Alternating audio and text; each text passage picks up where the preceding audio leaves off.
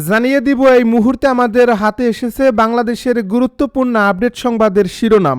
শুরুতেই থাকছে শাকসু নির্বাচন 2025, দীর্ঘ 28 বছরের প্রতীক্ষা ও উৎসবমুখর ক্যাম্পাসের প্রত্যাশা।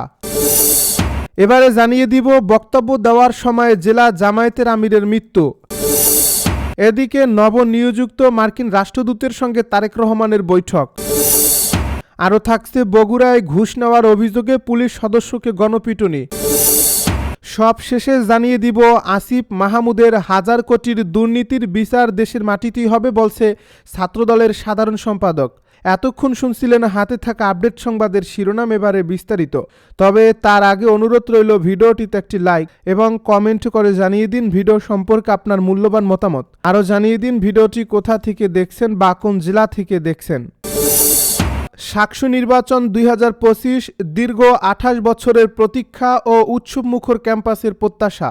দীর্ঘ 28 বছরের দীর্ঘ প্রতীক্ষার অবসান ঘটিয়ে আগামীকাল 20 জানুয়ারি 2026 অনুষ্ঠিত হতে যাচ্ছে শাহজালাল বিজ্ঞান ও প্রযুক্তি বিশ্ববিদ্যালয়ের বহুল প্রত্যাশিত ছাত্র সংসদ নির্বাচন 2025। এই নির্বাচনকে কেন্দ্র করে সাধারণ শিক্ষার্থীদের মধ্যে এক অভূতপূর্ব উৎসবমুখর পরিবেশ সৃষ্টি হয়েছে, যা ইতিমধ্যে সারা দেশের মানুষের দৃষ্টি আকর্ষণ করছে।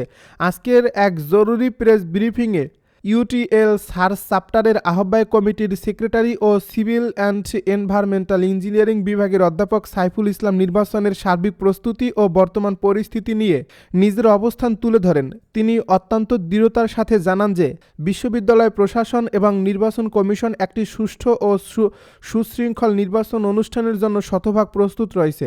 আইনশৃঙ্খলা বাহিনীর সাথে সমন্বয়, ব্যালট পেপার সরবরাহ এবং প্রিজাইডিং ও পোলিং অফিসারদের ব্রিফিং সম্পন্ন করার মাধ্যমে প্রশাসনিক সকল ধাপ ইতিমধ্যেই শেষ হয়েছে। যদিও নির্বাচনের আগ মুহূর্তে আদালতে একটি রিট আবেদন এবং কিছু শিক্ষকের অসহযোগিতার ঘোষণা নিয়ে এক ধরনের ধোঁয়াশা তৈরি করার চেষ্টা করা হচ্ছে, তবে অধ্যাপক সাইফুল ইসলাম আশাবাদ ব্যক্ত করেছেন যে আদালতের রায় সাধারণ শিক্ষার্থীদের পক্ষেই আসবে এবং নির্বাচন যথাসময়ে অনুষ্ঠিত হবে। কোনো নির্দিষ্ট রাজনৈতিক শিক্ষক সংগঠনকে সরাসরি দোষারোপ না করলেও তিনি উল্লেখ করে বলেন, নির্বাচনের এই ঐতিহাসিক ক্ষণকে বিতর্কিত করার জন্য একটি মহল থেকে ষড়যন্ত্র করা হচ্ছে। কিছু শিক্ষক পদত্যাগ বা অসহযোগিতার কথা বললেও বিশ্ববিদ্যালয়ের অধিকাংশ শিক্ষক এবং সাধারণ শিক্ষার্থীরা এই গণতান্ত্রিক প্রক্রিয়াকে সফল করতে বদ্ধপরিকর। বিশেষ করে ভোটার সংখ্যা প্রায় 9000 হলেও এবং প্রশাসনিক চ্যালেঞ্জ থাকলেও অধ্যাপক ইসলাম মনে করেন যে কোনো অস্থিতিশীল পরিবেশ তৈরি হওয়ার সম্ভাবনা নেই, কারণ শিক্ষার্থীরা নিজেরাই তাদের প্রাণের এই নির্বাচনকে সফল করতে চায়। ইউটিএল সার্চ চ্যাপ্টারের পক্ষ থেকে বিশ্ববিদ্যালয় প্রশাসনকে আশ্বস্ত করা হয়েছে যে সমস্ত সাধারণ শিক্ষকদের সাথে নিয়ে তারা সব ধরনের সহযোগিতা প্রদান করবে। পরিশেষে সাধারণ শিক্ষার্থীদের প্রতি কোনো প্রকার সংশয় না রেখে আগামীকাল উৎসবমুখর পরিবেশ ভোটাধিকার প্রয়োগের আহ্বান জানানো হয়েছে। বক্তব্য দেওয়ার সময় জেলা জামায়াতের আমিরের মৃত্যু। কুষ্টিয়া জেলা জামায়াতে ইসলামের আমির অধ্যাপক আবুল হাশেম মারা গেছেন। সোমবার বিকেল 4টার দিকে কুষ্টিয়া সদর আসনের জামায়াতের মনোনীত প্রার্থী মুফতি আমির হামজাকে হত্যার হুমকির প্রতিবাদে জামায়াতে এক সংক্ষিপ্ত সমাবেশে বক্তব্য দেওয়ার সময় হঠাৎ অসুস্থ হয়ে পড়েন তিনি। পরে হাসপাতালে নিয়ে গেলে চিকিৎসক মৃত ঘোষণা করেন। প্রত্যক্ষদর্শীরা জানান, বক্তব্যের এক পর্যায়ে তিনি হঠাৎ দুর্বল হয়ে মঞ্চে বসে পড়েন। তাৎক্ষণিকভাবে তাকে কুষ্টিয়া শহরের মান্নান হার্ট ফাউন্ডেশনে নেওয়া হলে চিকিৎসক তাকে মৃত ঘোষণা করেন। Doctor Hannan heart and general হসপিটালের চিকিৎসক ডাক্তার আব্দুল মোমেন বলেন, হসপিটালে আসার আগেই অধ্যাপক আবুল হাশেম মারা গেছেন। সুতরাং মৃত্যুর কারণটি এখনই নিশ্চিত করে বলতে পারছি না। কুষ্টিয়া শহর জামায়াতের আমির এনামুল হক বলেন, আমির হামজাকে হত্যার হুমকির প্রতিবাদে বিকেল 3:30টার দিকে পৌরসভা চত্বর থেকে সদর উপজেলা জামায়াতের উদ্যোগে বিক্ষোভ মিছিল অনুষ্ঠিত হয়।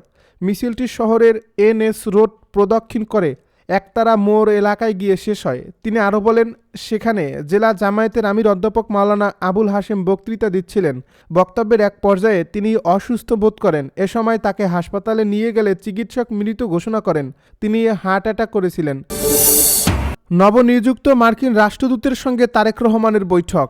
বিএনপি চেয়ারম্যান তারেক রহমানের সঙ্গে সদ্য নিয়োগপ্রাপ্ত মার্কিন রাষ্ট্রদূত ব্রেন্ট ক্রিস্টেন্সের সঙ্গে বৈঠক করেছেন। সোমবার বিকেল ৩:৫৬ রাজধানীর গুলশানে বিএনপি চেয়ারম্যানের কার্যালয়ে এই বৈঠকটি শুরু হয়। বৈঠকে বিএনপি মহাসচিব মির্জা ফখরুল ইসলাম আলমগীর, স্থায়ী কমিটির সদস্য আমির খসরু মাহমুদ চৌধুরী, চেয়ারপারসনের পররাষ্ট্র বিষয়ক উপদেষ্টা কমিটির সদস্য হুমায়ুন কবির এবং উপদেষ্টা পরিষদের সদস্য মাহাদি আমিন উপস্থিত ছিলেন।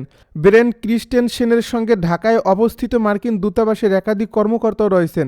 ব্রেন্ট ক্রিস্টেনসেন ওয়াশিংটন ডিসিতে শপথ গ্রহণের ২-৩ দিন পর গত ১২ জানুয়ারি ঢাকায় পৌঁছান। বগুড়ায় ঘুষ নেওয়ার অভিযোগে পুলিশ সদস্যকে গণপিটুনি।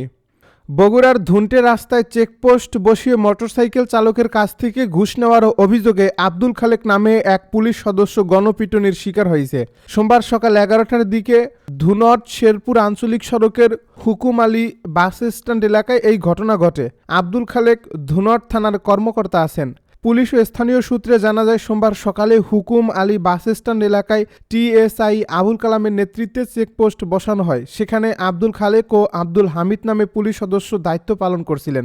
এ সময় রাস্তায় মোটরসাইকেলের কাগজপত্র যাচাই বাছাই করতে থাকেন পুলিশ সদস্যরা। তল্লাশি চলাকালে রাস্তায় একটি মোটরসাইকেলের চালকের হেলমেট না থাকায় তার বিরুদ্ধে মামলা দেন টিএসআই আবুল কালাম আজাদ।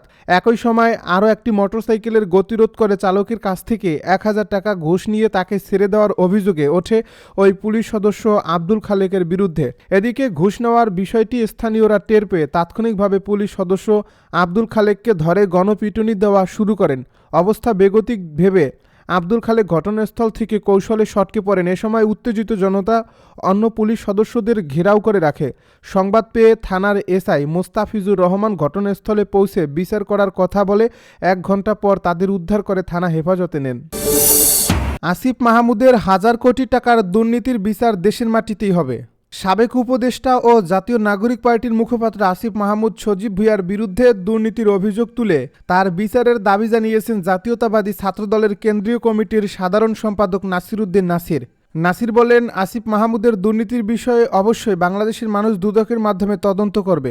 আসিফ মাহমুদের এই দুর্নীতির বিচার বাংলাদেশের মাটিতেই হবে। আসিফ মাহমুদের হাজার হাজার কোটি টাকার দুর্নীতির বিষয় বাংলাদেশে ওপেন সিক্রেট। সোমবার জাতীয় নির্বাচন কমিশনের সামনে আয়োজিত ছাত্রদলের অবস্থান কর্মসূচিতে নেতাকর্মীদের উদ্দেশ্যে বক্তব্য দিতে গিয়ে তিনি সব কথা বলেন। পোস্টাল ব্যালটে পক্ষপাতের অভিযোগ সহ ৩টি ইস্যুতে আজ সোমবার দ্বিতীয় দিনের মতো নির্বাচন কমিশনের প্রধান কার্যালয় ঘেরাওয়ের কর্মসূচি পালন করছেন ছাত্রদলের নেতাকর্মীরা। তারা বলছেন, দাবি আদায় না হওয়া পর্যন্ত এই কর্মসূচি চালিয়ে যাবেন তারা। আসিফ মাহমুদকে উদ্দেশ্য করে তিনি বলেন, জুলাই আগস্টে আপনি ভূমিকা রেখেছেন, আপনি নেতৃত্ব দিয়েছেন। জুলাই আগস্ট পরবর্তী সময়ে আপনি উপদেষ্টা হয়ে ১,০০০ কোটি টাকা দুর্নীতি করেছেন, এটা বাংলাদেশের মানুষ জানে। নির্বাচন কমিশনকে প্রশ্ন করে ছাত্রদলের এই নেতা বলেন, আমরা যে নতুন বাংলাদেশের প্রশ্ন দেখছি, সেই নতুন বাংলাদেশে আমরা কখনোই জামাত শিবির রাজাকারকে ক্ষমতায় আনার জন্য পোস্টাল ব্যালটের মাধ্যমে যে চেষ্টা তা আমরা মেনে নেব না। জামায়াতের নামে কেন এই পোস্টাল ব্যালট পেপার, তা কোনো সদুত্তর দিতে পারেনি নির্বাচন কমিশন। দুইটি দল নির্বাচন নিয়ে ষড়যন্ত্রে লিপ্ত জানিয়ে নাসির বলেন, সুতরাং আগামীর যে নির্বাচন ১২ ফেব্রুয়ারির যে নির্বাচন হওয়ার কথা রয়েছে, দুইটি রাজনৈতিক দল এরই মধ্যে ষড়যন্ত্রে লিপ্ত। জুলাই আগস্টের নেতৃত্ব দানকারী ছাত্র সংস্থা, জুলাই আগস্টের সম্মুখ সারির যোদ্ধা, যিনি ছাত্র প্রতিনিধি হয়ে উপদেষ্টা হয়ে তিনি ১,০০০ কোটি টাকা দুর্নীতি করেছেন।